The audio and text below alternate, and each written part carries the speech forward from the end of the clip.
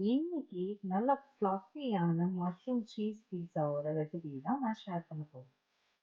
First ஈஸ்டும் சுகரும் தனியா எடுத்து ஒரு பவுல்ல வச்சுக்கோங்க. நான் இன்ஸ்டன்ட் ஈஸ்ட் தான் யூஸ் பண்றேன். ஸோ டைரக்டா நான் இந்த மைதா மாவுல கலந்துருவேன். ரெகுலர் ஈஸ்ட் நீங்க யூஸ் பண்றீங்கன்னா அதை தனியா பவுல்ல எடுத்து கொஞ்சம் மைல்டு வார்ம் வாட்டர் கலந்து அதை ஃபர்ஸ்ட் ஆக்டிவேட் பண்ணிக்கோங்க. ஸோ இதுக்கு அதெல்லாம் தேவையில்லை அந்த ப்ராசஸ்லாம்.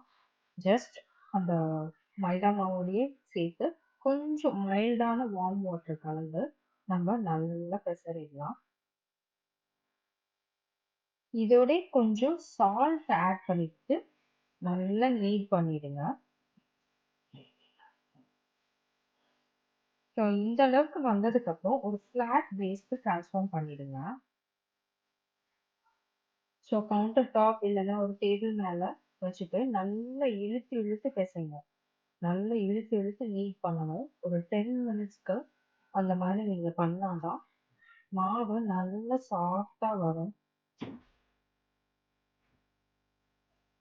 ஸோ அந்த மாதிரி நல்லா ஒரு 10 மினிட்ஸ் கொஞ்சம் ஆயில் தடவி தடவி பண்ணுங்க. ஸோ மேலே கொஞ்சம் ஆயில் வச்சு நல்லா அப்ளை பண்ணிட்டு மூடி போட்டு வச்சிருங்க. ஒரு 2 ஹவர்ஸ் அப்படியே நல்லா இருக்கட்டும். அப்பதான் நல்லா உப்பி வரும். நல்லா ஃபெர்மெண்ட் ஆகி எப்படி வந்திருக்கு பாருங்க. ஸோ பீஸா பேஸ்லாம் ரொம்ப முக்கியம். இதுக்கப்புறம் நம்ம செட் பண்ண வேண்டியதுதான், அவ்வளோதான். ஸோ ஒரு பேக்கிங் ட்ரேல ஆயில் ஸ்ப்ரே பண்ணி நல்லா ஸ்ப்ரெட் பண்ணிடலாம்.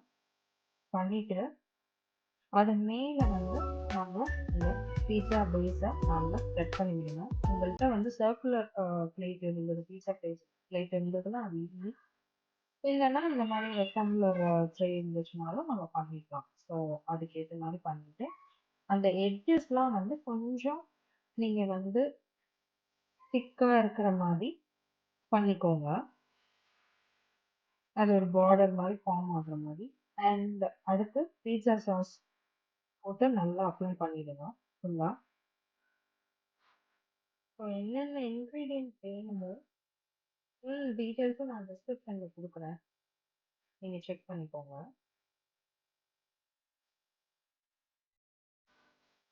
அடுத்த ஸ்டெப்,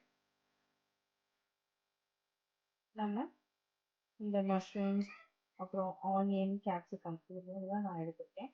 இதெல்லாம் நல்லா அப்படியே செட் பண்ணி வச்சிடலாம்.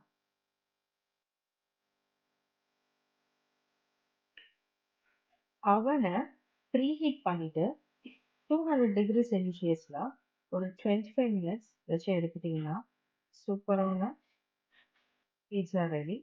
அவ்வளோதான். ஜஸ்ட் 25 மினிட்ஸ் தான், அதுக்கு மேலே வைக்காதீங்க.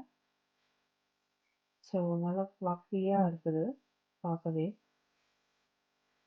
ஸோ நம்ம நெக்ஸ்ட் வீடியோவில் பார்க்கலாம். அது வரைக்கும் டாடா, பாய்.